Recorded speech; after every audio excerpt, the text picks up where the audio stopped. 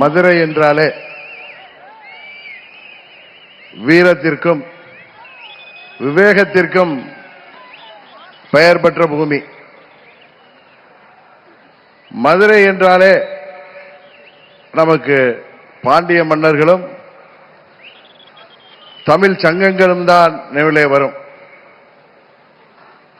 எப்பேற்பட்ட மதுரை மாநகரிலே இன்றைக்கு நம்மோடு மாண்புமிகு பிரதமர் அவர்கள் சித்திரை திருவிழா போன்ற இந்த மாபெரும் மக்கள் கூட்டத்திலே கலந்து கொண்டிருக்கின்றார்கள்.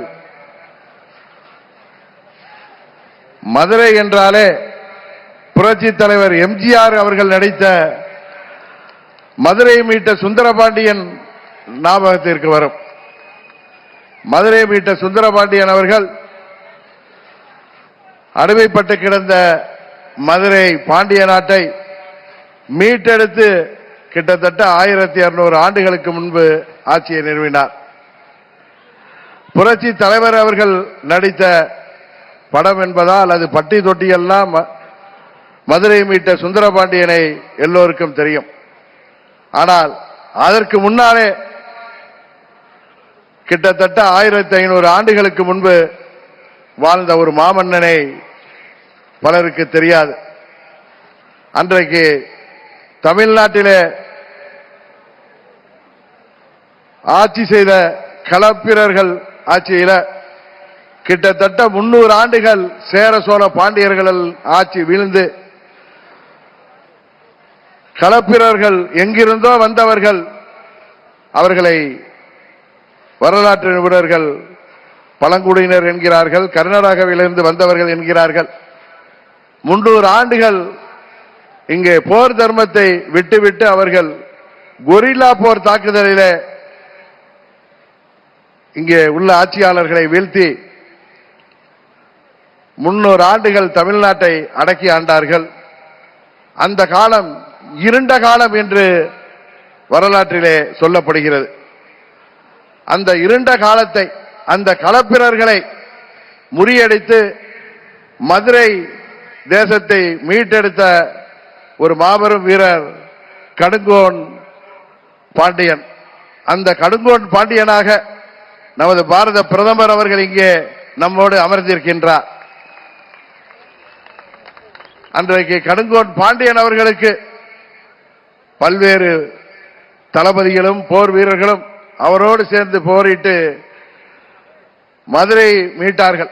அதுபோல இன்றைக்கு தமிழ்நாட்டிலே ஒரு இருண்ட ஆட்சியை, ஒரு மக்கள் விரும்பாத ஆட்சியை, எங்கும் கொலை, எங்கும் ஊழல், எதிலும் ஊழல் என்று தமிழ்நாட்டிலே சட்டம் ஒழுங்கு இருக்கிறதா என்று அனைவரும் பயந்து கொண்டிருக்கின்ற ஒரு ஆட்சியை, கொலை கொள்ளை, 2 வயது பெண் குழந்தையிலிருந்து வயது முதிர்ந்த மூதாட்டி வரை இன்றைக்கு பாதுகாப்பு இல்லாத ஒரு ஆட்சியை, எங்கும் போதை, பட்டி தொட்டி எல்லாம் போதை என்று மாணவர்களும் இளைஞர்களும் பாதிக்கப்பட்டிருக்கின்ற ஒரு ஆட்சியில ஊழலை தவிர வேற ஒன்றும் இல்லை என்று இங்கே மக்கள் வருந்துகின்ற ஒரு ஆட்சியில,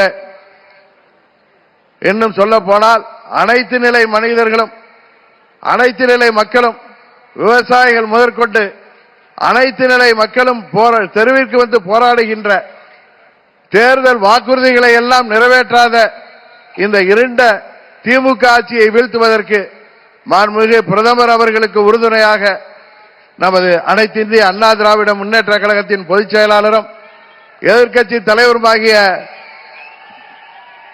மாண்புமிகு அண்ணன் இபிஎஸ் அவர்களும், பாட்டாளி மக்கள் கட்சியின் தலைவரும் முன்னாள் மத்திய அமைச்சருமாகிய திரு அன்புமணி ராமதாஸ் அவர்களும், தமிழ் மாநில காங்கிரஸ் கட்சியின் தலைவர் அன்பு சகோதரர் ஜி.கே. வாசன் போன்றவர்களும் இங்கே அவருக்கு கரம் கோர்த்து இந்த மக்கள் விரோத திமுக ஆட்சியை வீழ்த்துவதற்காக 1500 ஆண்டுகளுக்கு முன்பு மீண்டும் இங்கே சரித்திரம் திரும்பி இருக்கிறது என்பதை இந்த நேரத்திலே நிறைவு கூற கடமைப்பட்டிருக்கின்றேன். இன்னும் சொல்ல போனால் இன்றைக்கு இந்த திமுக ஆட்சியில எத்தனையோ ஊழல்கள், எத்தனையோ முறைகேடுகள் அவர்களால் மறைக்கப்பட்டாலும் அவையெல்லாம் இன்றைக்கு ஊடகங்கள் மூலம் வெளிவந்து கொண்டுதான் இருக்கின்றன என்பது எல்லோருக்கும் தெரியும். ஏழை எளிய மக்களை எப்படியாவது விலை கொடுத்து வாங்கிவிடலாம், எப்படியாவது மீண்டும் திமுக ஆட்சியை அமைத்து அந்த குடும்பத்தின் வாரிசாகிய உதயநிதி ஸ்டாலினுக்கு முடிசூட்டி விடலாம் என்று தமிழ்நாட்டு முதல்வர் அவர்கள் கங்கணம் கட்டிக் கொண்டிருக்கின்றார். ஆனால் இந்த களப்பிரர் ஆட்சி போன்ற தமிழகத்தின் இருண்ட ஆட்சியாக விளங்குகின்ற திமுக ஆட்சியை உறுதியாக தேசிய ஜனநாயக கூட்டணி வெற்றி பெறும், அந்த திமுக ஆட்சியை முடிவுக்கு கொண்டு வருவோம் என்று சொல்லி நாம் அனைவரும் ஒற்றுமையுடன் வருகின்ற தேர்தலிலே 234 தொகுதிகளிலும் நமது கூட்டணி வேட்பாளர்கள் வெற்றி பெற உழைத்திட வேண்டுமாய் பணிவன்போடு கேட்டு விடைபெறுகிறேன்.